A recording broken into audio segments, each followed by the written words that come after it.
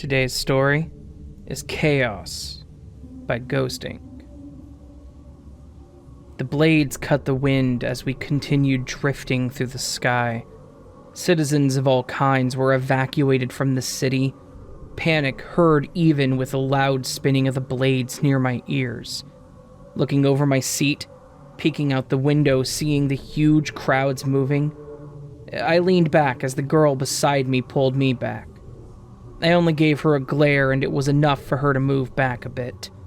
I felt tired of the whole mess, yet, at the same time, I didn't have any reason to stop my work. Eventually, a sight could be seen: heavily armed vehicles, and a good amount of people were in front of a building. Landing, a little bumping, I got myself out. A voice called toward me. Turning my head, it was the man who knew me. "We'll be taking the asset back. I'm sorry about your friend, though I'm sure you know how it is," he said to me. "I do. Make sure you use another dart before you fly off," I warned him. "Be safe. We need you," he said. "For one who joked about my squad not being good, I'm not sure I can take your word for it," I pointed out to him. His whole mood changed as he turned away. Angry, I suppose. The chopper then began to fly back up before eventually leaving out of sight. Footsteps of someone running toward me was heard. However, before I could react, I was greeted with a tight hug. Looking down, my eyes widened to who it was. "Joseph?" I asked him, looking up, a smile brightening his face. "Nice seeing you again, sir," he said. My shocked eyes quickly shifted to annoyance. "I heard you personally requested me to lead," I pointed out.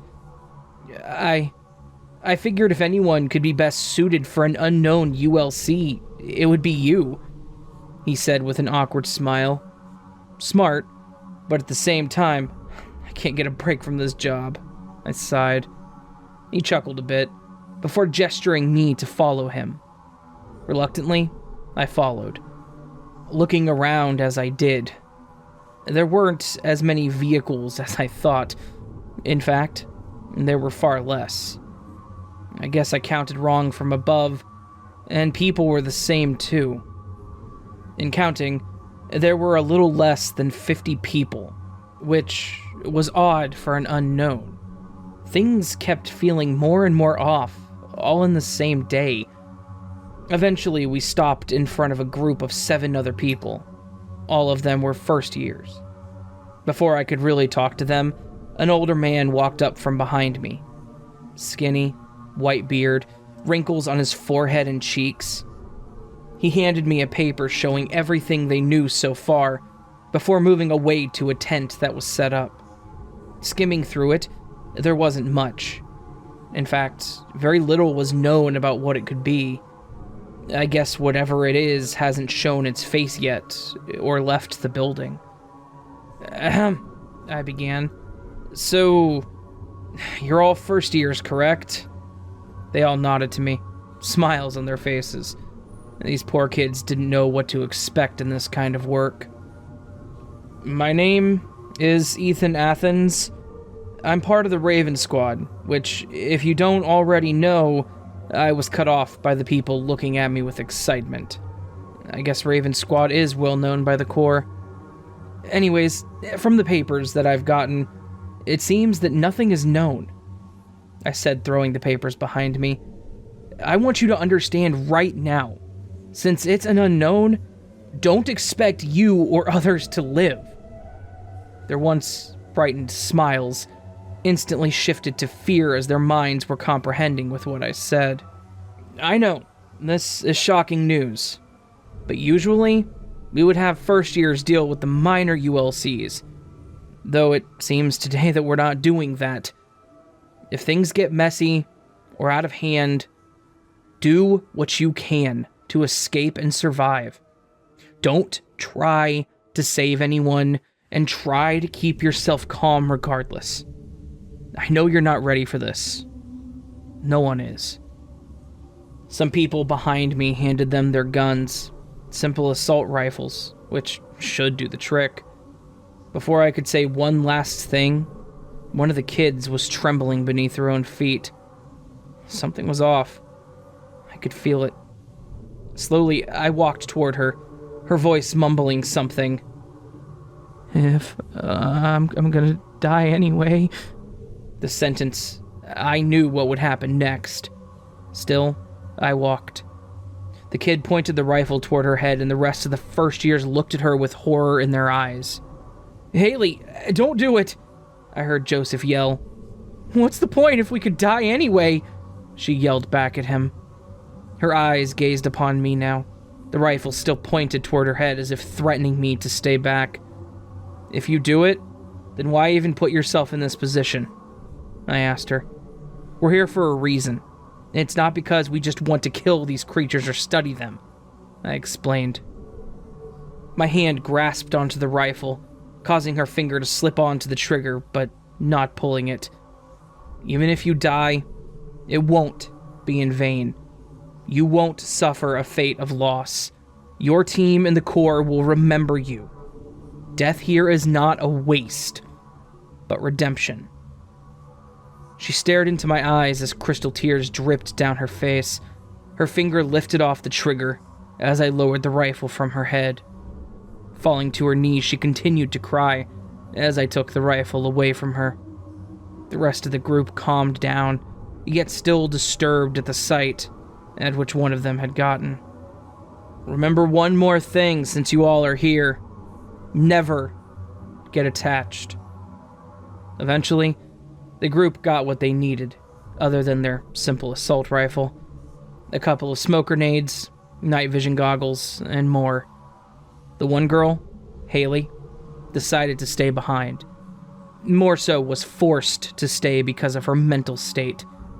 This left me with 7 people in total, which I would be fine with, if it wasn't for the fact that this was an unknown ULC.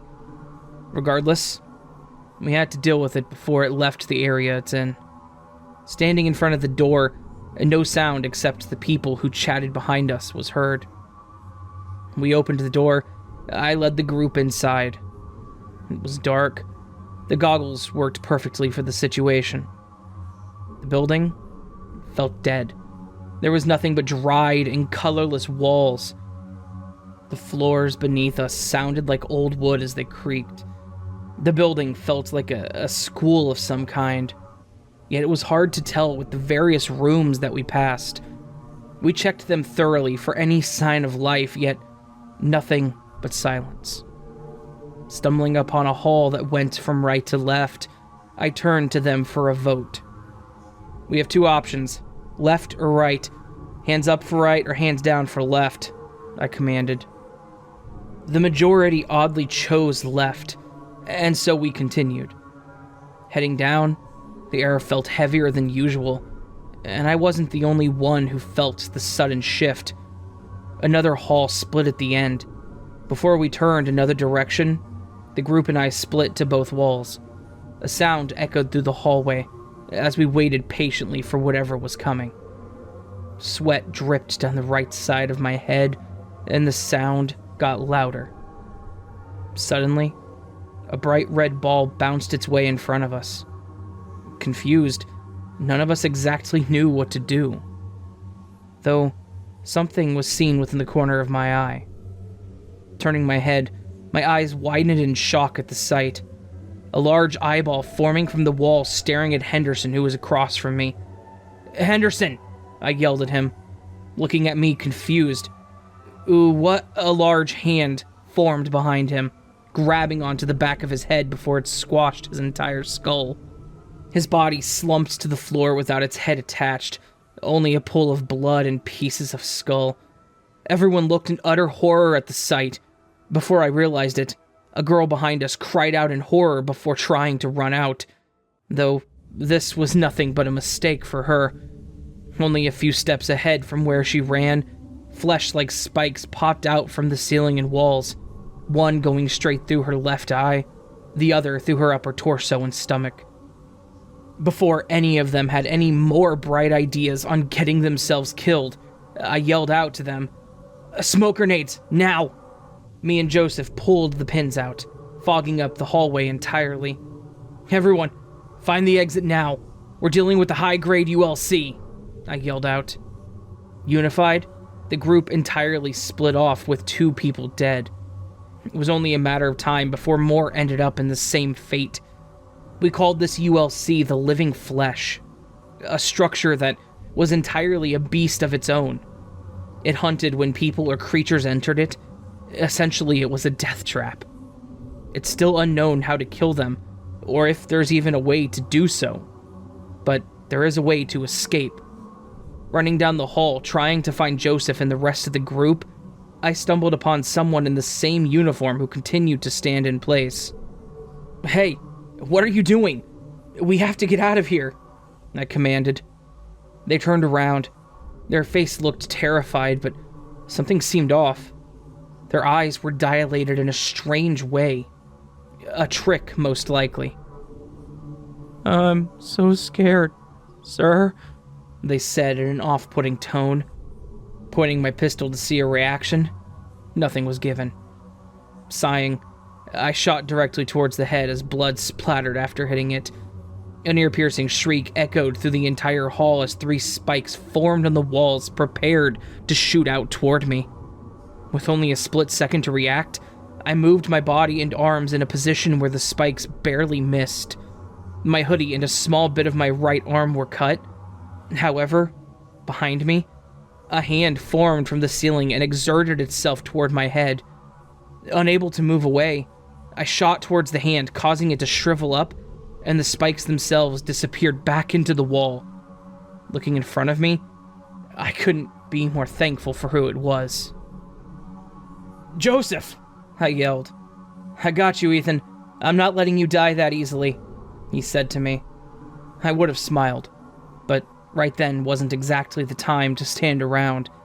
We both knew what to do next as we both continued running down the hall, even popping one more smoke grenade to make sure that we had more of a chance to be unseen. One room we passed, I saw another horrifying sight. The body of another person from our group's limbs were split apart as the body was being eaten by a mouth on the floor. The sound of tearing flesh and crushing bone was heard. It did nothing but disgust me. "Anything you gathered from here?" I asked Joseph. "Not really. Smoke seems to be able to blind it temporarily," he responded. Catching something upon the wall ahead of us, I quickly grabbed the back of his vest, yanking him back. Another flesh spike a split second later jolted through, barely missing Joseph. "I've dealt with something like this before. Some have adapted to smoke from humans before and have created a special lens to see. It's entirely possible it has that same adaptation, if not a weaker version of it," I explained to him. Looking up, a large eye stared down to both of us, making me shove Joseph out of the way as a hand tried to grab him. Without wasting a second, I pointed my pistol up and shot the eye, causing the spike in the hands to disappear. We continued to run down the hall, and just ahead of us was the door from which we entered. As we approached, flesh began to wrap in front of it as a mouth appeared with incredibly sharp and jagged teeth. Joseph didn't know what to do, but there was only one option. Thankfully, I was prepared for such a situation, as I pulled out my grenade that I had brought with me. Pulling the pin, I told Joseph to run back as I tossed it towards the mouth. To my surprise, a hand grabbed it midair, but a smile grew on my face as I ran back to where Joseph stood. A few seconds later, a huge explosion blew up not only the hand, but also the doorway outside. The creature shrieked one last time as Joseph and I escaped out of its death trap. People rushed forward, guns in their hand, making sure they weren't attacked as we ran to the camp. The creature quickly regenerated back to where it looked like a normal building. After some time, we managed to relax without any problems. The medics in the area made sure we didn't have any major or fatal wounds. There didn't appear to be any of the group to have survived the whole massacre. I wasn't surprised, considering it was an unknown and The chances were high on how dangerous the ULC was. They asked us constant questions on what the creature was and what we used to escape. It was all annoying, but it was something that all survivors had to do in order to get the right team to handle the situation or to have a better understanding of how dangerous the creature really was. Joseph was shaken up a bit from the events. I don't blame him for what we had to go through. Still, I never understood why they got first years to do this kind of job. They didn't give me any answers no matter how much I tried pushing them to do so. It frustrated me so much, I wanted to hit one of them, though I was more than capable of keeping my own cool. Sitting on a chair in front of Joseph, who was still trying to cope with everything that had happened, Haley, who had to stay behind, was crying the entire time, because everyone that she knew died, and regret had seeped into her heart. So now you know what I deal with constantly, I said to Joseph. How? He asked. How what? How can you handle so much brutality, so much death without a single tear or even remorse in your voice? He asked while a tear dropped from his face. Because I've lost too many people. Even today, I lost Michael. Saying that caused him to jolt up. Michael is dead? He asked. How? The asset, Jeff, escaped within the area and killed him when our car crashed. He attempted to kill me too, but we know what happened next, I explained. More tears fell from his eyes and he slammed his fist on the table in rage and frustration. This poor kid. I wish I could do more for him, but such pain eventually fades, like it did mine. We were taught to never be attached as it corrupts us and distracts us in the battlefield. I patted him on the shoulder, which caused him to look at me and wipe away his tears. Everything will be all right, Joseph. I promise, I told him. He nodded, as his tears were dried away.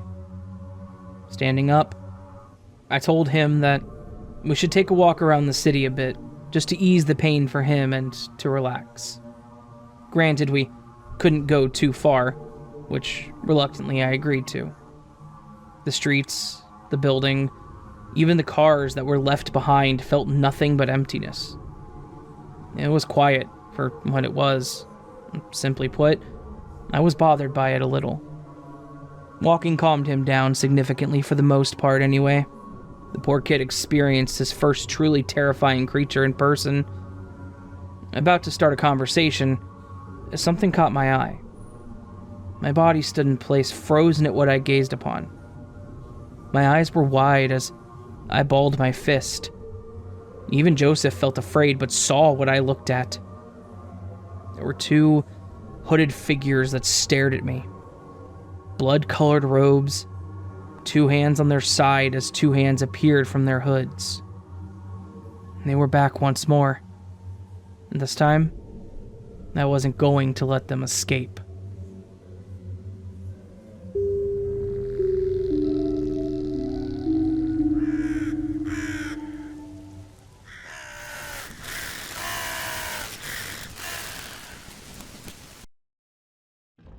You're just a shell, an empty husk. Truly, nothing more than a puppet dancing on a wire. A marionette ecstatic to show the world how well they can follow their leader. Part of you knows it. Part of you wants to break free. And yet, here we are. Your world, my world. They've collided in the past, and they're likely to collide again, yet you'll never see the bindings of reality break loose. So, prepare your dance, puppet. Wear yourself thin, tire your muscles, and break your mind to the point of exhaustion. And when you're done, may you sleep well.